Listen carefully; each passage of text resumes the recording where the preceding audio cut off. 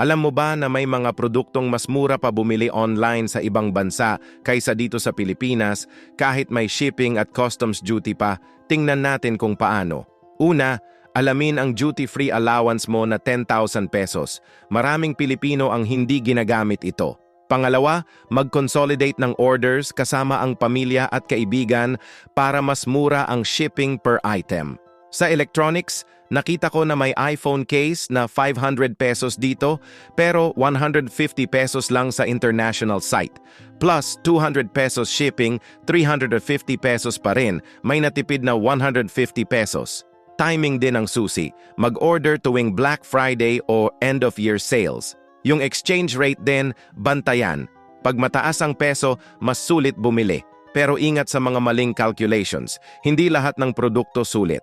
Mabigat na items tulad ng appliances, mahal ang shipping.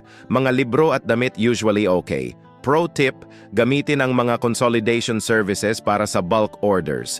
Minsan mas mura pa ng 40 hanggang 70% ang total cost kaysa local price kahit may lahat ng fees na.